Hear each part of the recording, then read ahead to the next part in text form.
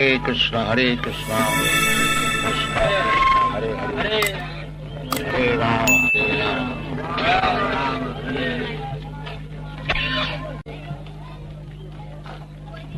এটা শরীরটা কি? শরীরটা হচ্ছে পাঁচভৌতিক শরীর। মাটি, জল, বায়ু, অগ্নি, বাতাস, এইসব জিনিস দিয়ে শরীরটা তৈরি।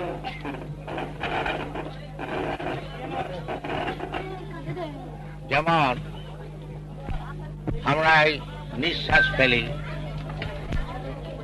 আর নিঃশ্বাসটা বন্ধ হয়ে গেলে আমরা বলি যে লোকটা মরে গেছে, শরীর আর নাই, শরীর আছে, প্রাণ নাই। কিন্তু এই যে নিঃশ্বাস আমরা ফেলি, এই জিনিসটা কি? একটা হাওয়া, এই যেমন পাতার হাওয়া করছে, এরাও নিঃশ্বাস থেকেও একটুখানি বায়ু বেরোচ্ছে, জিনিসটা হচ্ছে বায়ু। কিন্তু বায়ু এমন ভাবে চলাচল হচ্ছে যে সেটা আমার হাতে নয়। তাহলে নিঃশ্বাস যদি বন্ধ হয়ে গেল, হাওয়া সেরকম নিঃশ্বাস ফেলার মতন হাওয়া যেমন টান টান করে ভস্ত্রাতে যেমন হাওয়া বেরোয়, সেরকম করা যেতে পারে। তাহলে কি প্রাণ আসবে? কিন্তু বোকা লোকেরা বলছে নিঃশ্বাস বন্ধ হয়ে গেছে। নিঃশ্বাস বন্ধ হয়েছে, কি হয়েছে? নিঃশ্বাসটা কি? একটু তো হাওয়া। আমাদের সব এত বিজ্ঞানের উন্নতি হয়েছে, যেমন ওই হাঁপড়েতে হাওয়া ভরে দিলে ভস ভস করে হাওয়া বেরোয়, সেরকম একটা করে দাও, হাওয়া আসে, ওই রকম খুব হুস হুস প্রাকৃতিক প্রাণ আসবে। সেই রকম রক্ত বলবে না, রক্ত নেই, রক্ত জল হয়ে যায়। জল হয়ে যায়নি, রক্ত তো জল। জল ছাড়া কি রক্ত? লাল জল আর কি? লাল জল খানিকটা দিয়ে দাও শরীরের মধ্যে, একটা ইঞ্জেকশন করে প্রাণ আসে।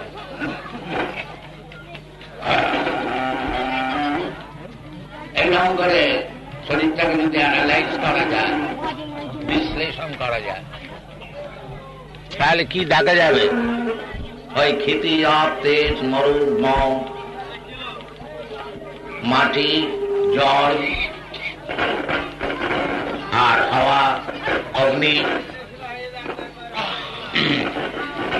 শরীরটা তাপ আছে, অগ্নি মরে গেলে তাপ থাকে না, শরীরটাকে গরম করে দিলে প্রাণ আসবে। যারা বুদ্ধিমান ব্যক্তি তারা জানে যে শরীরটা আমি নয়, আমি আমার। এই জল, অগ্নি, বায়ু, ক্ষিতিয়াতে মরম, এখানে ভগবান কৃষ্ণ বলছেন ক্ষিতিয়াতে মরম ভূমির অপনল বায়ু খঙ্গমন বুদ্ধির বচা।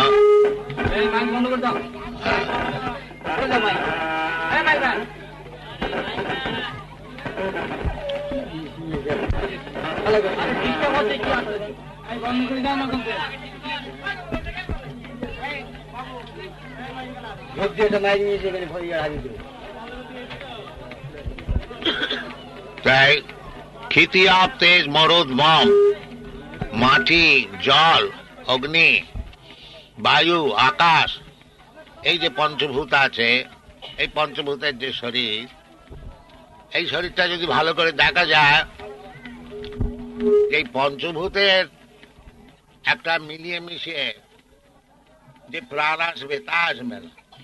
প্রাণ জিনিসটা আলাদা জিনিস। তাহলে অনেক সময় বড় বড় আজকাল বৈজ্ঞানিক হয়েছে, এই ল্যাবরেটরিতে পাঁচটা জিনিস তো পাওয়া যায় ভালোভাবে, মিলেমিশে একটা প্রাণ করে দিতে পারে? তা হয় না। সেই জন্য বলছে যারা এই শরীরটাকে মনে করছে আমি, তারা গাধা। যস্যাতু বুদ্ধি কুণপি ধাতু, শরীরটা হচ্ছে ধাতু।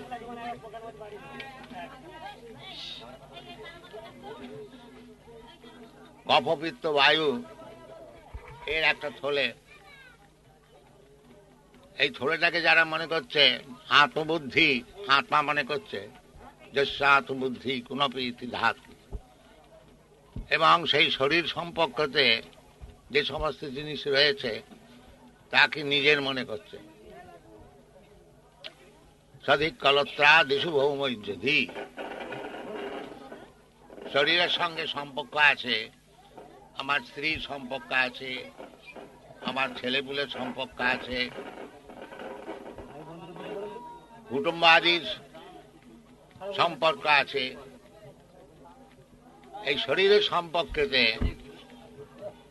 যারা মনে করছে এরা আমরা আপনার, আর শরীরটাকে মনে করছে আমি, যস্যাতু বুদ্ধি কুণপি ধাতু সধিক কলত্রা দিশু ভৌমৈর্যধি সৈব গোখর, তারা হচ্ছে গরু গাধা। গো মানে হচ্ছে গরু, আর খর মানে হচ্ছে গাধা। এইভাবে সমস্ত দুনিয়াটা চলছে। পশু পক্ষী কীট পতঙ্গ মনুষ্য সকলেই ওই শরীরটাকে মনে করছে আমি। একটা কুকুর, সে মনে করছে আমি কুকুর, এই শরীরটা, আর অন্য একটা কুকুরকে দেখে ঘেউ ঘেউ করছে। আর একটা মানুষ, সে মনে করছে আমি আমেরিকান, ও আর একটা মানুষ হয়েছে সে ইন্ডিয়ান। আমাদের দেশও করছে যে তুমি ভিসা তোমার শেষ হয়ে গেছে, চলে যাও চলে যাও, ওই ঘেউ ঘেউ। এই যে সব বুদ্ধি, এই বুদ্ধির দ্বারাতে মনুষ্য সমাজের কোনোদিন উন্নতি হবে না, ওই গরু গাধা থেকে যাবে। আর মনুষ্য জীবনটা হচ্ছে জ্ঞানের জন্য।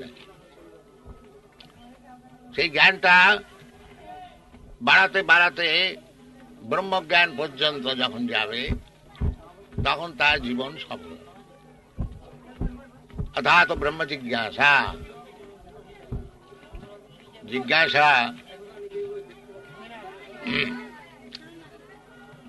কি খাবো, কোথায় থাকবো, কি করে স্ত্রী পুরুষের মিলন হবে, আর কি করে ভয় থেকে বাঁচবো, এই চারটে জিনিস কুকুর শিয়ালেরও আছে, মানুষেরও আছে।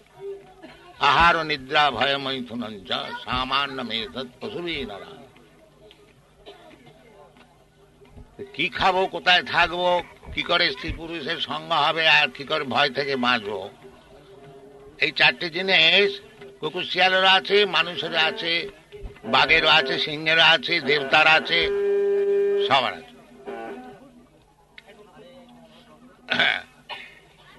এছাড়া আর একটা জিনিস মানুষের আছে, সেটা হচ্ছে কি, কি আমি কে, বাস্তবিক আমি এই শরীরটা, না শরীর ছাড়া আরো কিছু, আমি এই দুনিয়ার দুঃখ ভোগ করতে চাই না, এটা জোর করে আমার কে চাপিয়ে দিচ্ছে, এই সব যদি অনুসন্ধান করে তাহলে তার মনুষ্য জন্ম সফল হয়। আর যদি ওই কুকুর শিয়ালের মতন কেবল শরীরটাকে কেন্দ্র করে খেয়ে দিয়ে থেকে বাচ্চা পেরে দিন কতক পরে মরে যাওয়া, এটা মনুষ্য জীবন না। এই জিনিসটা শেখাবার জন্যই ভগবান এখানেতে আসেন। যদা যদা হি ধর্মস্য গ্লানি ভবতি ভারত, যখন যখন মানুষ এই সব ভুলে যায়, তখন ভগবান আসেন, এসে এই সব শিক্ষা দেন। আমরা হচ্ছি ভগবানের সব ছেলে পুলে। ভগবান হচ্ছেন অহং বীজ পিতা। যেমন একটি বাপ মায়ের অনেকগুলি ছেলেপুলে থাকে, এরকম আমরা এই যে সব জীব, আমরা হচ্ছি মমৈবাংশ জীবভূত, ভগবান আমার অংশ সব। যেমন ছেলেপুলে বাপ মার অংশ, সেই রকম আমরা সকলেরই ভগবানের অংশ। আমরা এসে এইখানে কষ্ট পাচ্ছি, যেমন কোনো ছেলে যদি কষ্ট পায় তার মা বাবাও কষ্ট পায়, দুঃখ হয় যে এই ছেলেটা কষ্ট পাচ্ছে।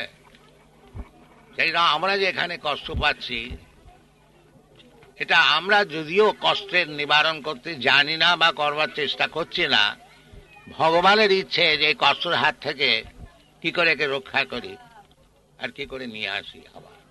এই জন্য ভগবান আসে। ভগবান এসে শেখান তিনি যে তুমি এই যে সব প্ল্যান করছো এখানে থেকে খুব সুখী হবে, ওই প্ল্যানে কাজ চলবে না। সর্বধর্মান পরিত্যাজ্য মামেকং শরণং ব্রজ, এইটা শেখাতে আসেন ভগবান। কিন্তু আমাদের দুর্ভাগ্যক্রমে আমরা ভগবানের কথা নিই না, সেই জন্য আমরা কষ্ট পাই। আবার চৈতন্য মহাপ্রভু হচ্ছেন সেই ভগবান, তিনি যখন কৃষ্ণ দেখলেন যে আমার কথা তো শুনলে না, সর্বধর্মান পরিত্যাজ্য মামেকং, তখন সেই কৃষ্ণই চৈতন্য মহাপ্রভু ভক্ত হয়ে এসে কি করে কৃষ্ণর পাদপদ্মে আত্মসমর্পণ করতে হয় সেইটা শেখাচ্ছে। কৃষ্ণ ভগবান স্বরূপে আসছেন, আর চৈতন্য মহাপ্রভু ভগবানের ভক্ত হয়ে আসছে, শেখাচ্ছে। এইসব আমাদের দেশে ভারতবর্ষেতে এইসব ভালো জিনিস আছে, বিশেষ করে এই বাংলাদেশে। বিশেষ করে এই যে স্থানে আপনারা বসে আছেন, হরিদাস ঠাকুর, তিনি হরিনাম করতেন, তাকে নামাচার্য করেছিলেন, মহাপ্রভু এসেছিলেন নাম প্রচার করতে। কিন্তু হরিদাস ঠাকুর যদিও তিনি মুসলমান ঘরে জন্ম হয়েছিল, তথাপি তিনি এই নাম ভজনে এত অধিক তিনি অগ্রসর হয়েছিলেন যে চৈতন্য মহাপ্রভু তাকে নামাচার্য করেছেন। কি করে হরিনাম করতে হয় এই হরিদাস ঠাকুরের কাছে শিখবে। তা বিশেষ করে শাস্ত্রের অনুসারেতে এই যে ভারতবর্ষ, এই অতি পুণ্যভূমি। আমি তো সারা পৃথিবীতে বহুবার ঘুরে দেখেছি, তথাপি অন্যান্য দেশে আমেরিকা ইউরোপেতে খুব ভালো ভালো রাস্তা বাড়ি তা সব, তথাপি ভারতবর্ষে যে একটা আবহাওয়া সেটা দুনিয়াতে কোথাও নেই। এইটা আপনারা ভারতবর্ষে যারা জন্মগ্রহণ করেছেন এটা সহজে নষ্ট করে ফেলবেন না, এটা আমাদের নিবেদন। মহাপ্রভু বলেছেন, ভারত ভূমিতে মনুষ্য জন্ম হইল যার, জন্ম সার্থক করি করো পরোপকার।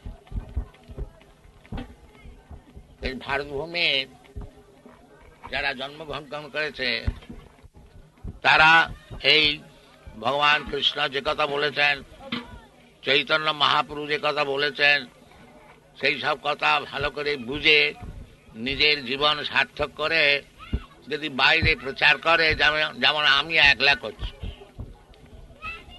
এই একলাতেই এত সব বাইরের লোকে, এরা সব গরিবের ছেলে না, এরা সব বড় লোকের ছেলে।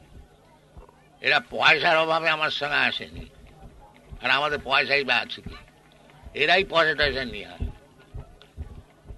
এরা জিনিসটা একটা জিনিস কিছু পেয়েছে, এই জিনিসটা দেবার জন্য আমাদের ভারতবর্ষের লোকের অধিকার আছে, খদ্দেরও আছে অনেক। তা আমরা যদি বাস্তবিক জীবনটাকে সার্থক করে কৃষ্ণ কি বলছেন, মহাপ্রভু কি বলছেন, এইসব কথা বুঝে আমরা যদি কেবল প্রচার করি, তো জগতের সবচেয়ে বড় সম্মানীয় জাতি আমরা হয়ে যাব, এটা নিশ্চিত আছে। তা আমার এই রিকোয়েস্ট যে আপনারা এখানে যারা সব আছেন, এই যে চৈতন্য মহাপ্রভু যে বিচার, তার যে দার্শনিক বিচার সেটা জগতে প্রচার করুন, কিন্তু তার আগে নিজের জীবনটাকে সার্থক করতে হবে।